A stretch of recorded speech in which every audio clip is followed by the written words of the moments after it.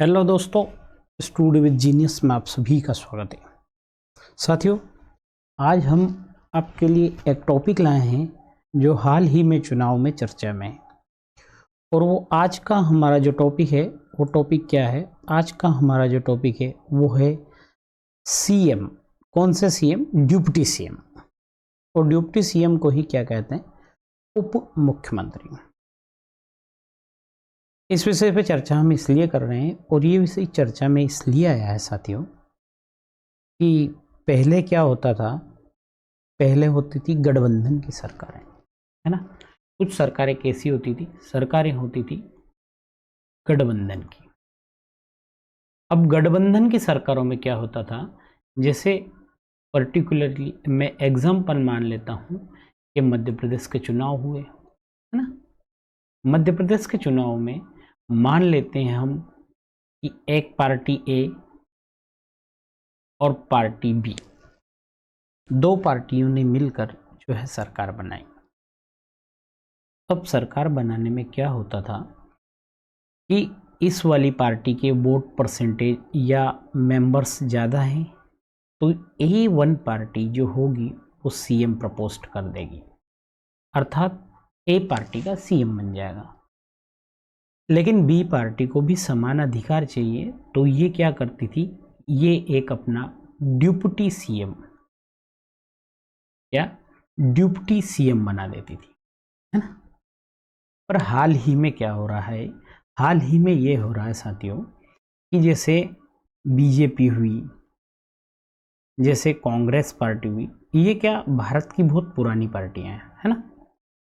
अब ऐसी पुरानी पार्टियों ने भी एक पद को इंट्रोड्यूस करा है, और इसलिए ही हम आज इसको पढ़ने जा रहे हैं। वो पद है डिप्टी सीएम का, है ना। अब आप लोग सोच रहे होंगे कि यार, फिलहाल मध्य प्रदेश के चुनाव हुए, मध्य प्रदेश के चुनाव में इसी तरह की कोई प्रॉब्लम है नहीं। क्लियरली हम जान रहे हैं कि भारतीय जनता पार्टी बहुमत हासिल करके सरकार बना रही है। लेकिन डिप्टी सीएम की जरूरत क्यों पड़ी? तो साथियों, आधुनिक राजनीति में क्या हुआ है कि हर किसी समाज के वर्ग को समान अधिकार लाने के लिए, किसके लिए? समान अधिकार लाने के लिए, प्लस कुछ राजनीतिक व्यवस्थाओं के लिए। किसके लिए? राजनीतिक व्यवस्थाओं के लिए क्या हुआ है, उप मुख्यमंत्री का पद जो है इंट्रोड्यूस हुआ है। तो हम कुछ प्रश्नोत्तरी के तहत उस चीज को समझने जा रहे हैं। तो साथियों, आज का हमारा जो पहला प्रश्न है, वो पहला प्रश्न ये है, मेरा पहला प्रश्न ये है कि क्या मुख्यमंत्री का पद संवैधानिक होता है?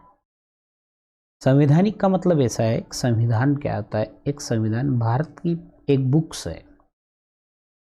उस बुक में लिखा है कि किस पद की क्या शर्तें हैं, उसको किस तरह से चयन करना चाहिए, इन सारी योग्यताओं के क्या योग्यता होनी चाहिए। तो हम जानते हैं कि हाँ, तो किस में है? तो हम जानते हैं कि जब भारतीय संविधान को हम पढ़ते हैं तो आर्टिकल 163, 164, 164 में हम क्या करते हैं, हम मुख्यमंत्री का उल्लेख पढ़ते हैं। अब मुख्यमंत्री कौन होता है? मुख्यमंत्री होता है, मुख्यमंत्री जो होता है हमारा, ये होता है कार्यकारी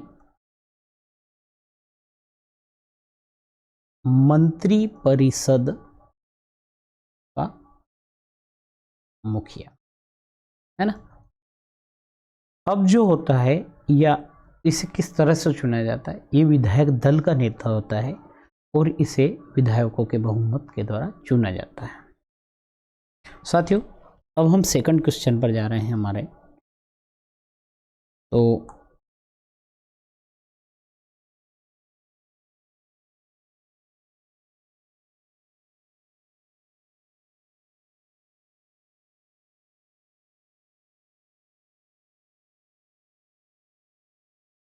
तो सेकंड क्वेश्चन है ऐसा, तो क्या उप मुख्यमंत्री का पद जो होता है वो संवैधानिक है ना?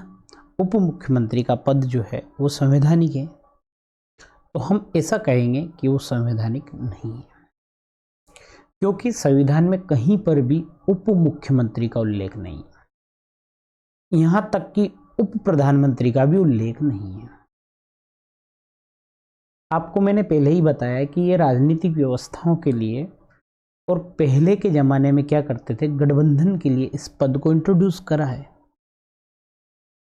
अब ऐसे में क्या होता है, हम लोग सोच रहे हैं कि उप मुख्यमंत्री जो होता है ना, कौन सा पद है, असंवैधानिक पद है।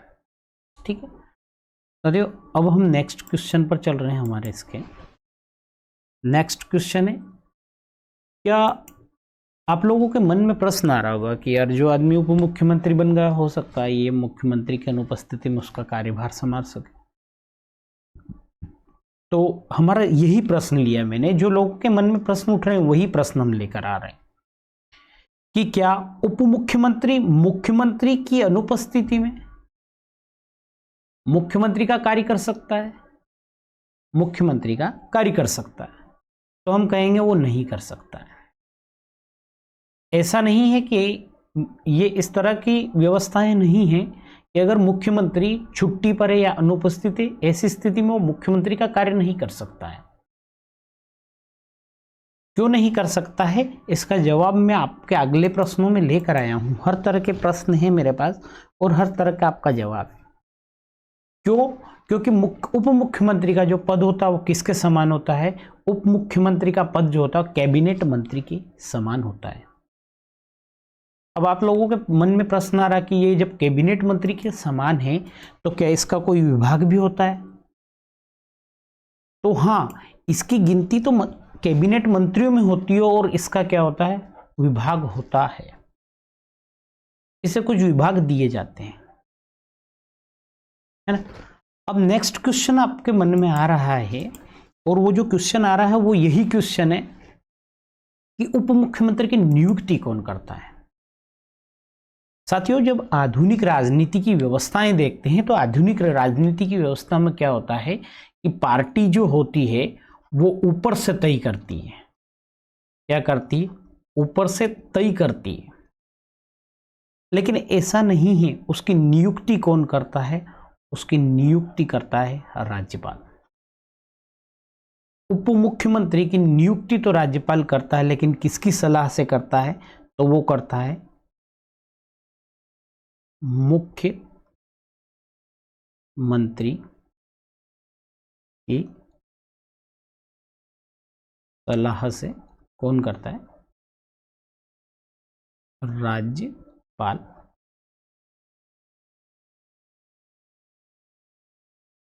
ये तो आधुनिक व्यवस्था है कि जिसके तहत ऐसा है कि पार्टी हाईकमान कह देती है कि इसको मुख्यमंत्री बना दीजिए, लेकिन वास्तविक में ऐसा नहीं है। संविधान के हिसाब से अगर देखा जाए तो उप मुख्यमंत्री की नियुक्ति राज्यपाल करता है, और किसकी सलाह से करता है? तो वो करता है मुख्यमंत्री की सलाह से। अब फिर से आपके मन में क्वेश्चन आया कि सर आपने कहा था कि यार मुख्यमंत्री उसका कार्य नहीं कर सकता, लेकिन किसी दशा में तो कर सकता है ना। तो वो एक ही दशा होगी, और वो दशा कैसी होगी? एक ही दशा में कार्य कर सकता है, और वो है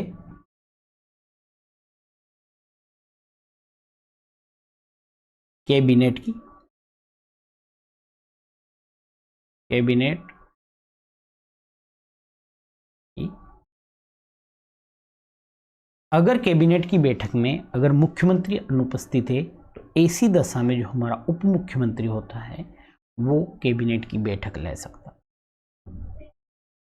अब जब वो कैबिनेट की बैठक ही ले सकता है केवल, तो अब नेक्स्ट क्वेश्चन ये है साथियों कि भारत के राज्य जो हैं इनमें कुल कितने प्रतिशत मंत्री हो सकते हैं? तो आपको बता दूं, भारत के राज्य में और भारत में 15% मंत्री हो सकते हैं। कितने परसेंट मंत्री हो सकते हैं? 15% मंत्री हो सकते हैं विथ सीएम। विथ भारत में भी ऐसा ही है कि भारत में भी 15% मंत्री रह सकते हैं विथ प्रधानमंत्री।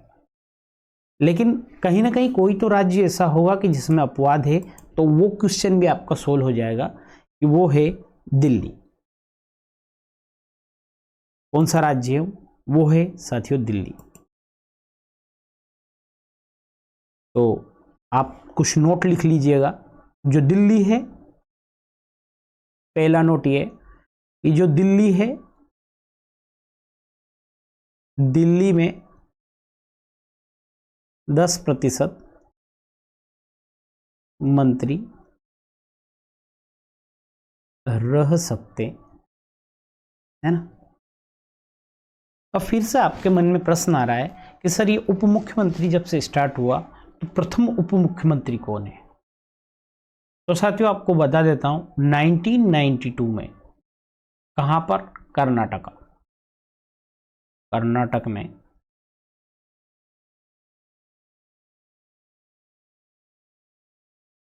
एम कृष्णा। कौन? एम कृष्णा ने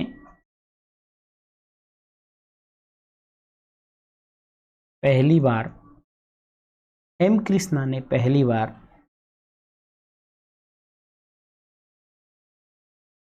उप मुख्यमंत्री के रूप में क्या करी, इन्होंने शपथ ली।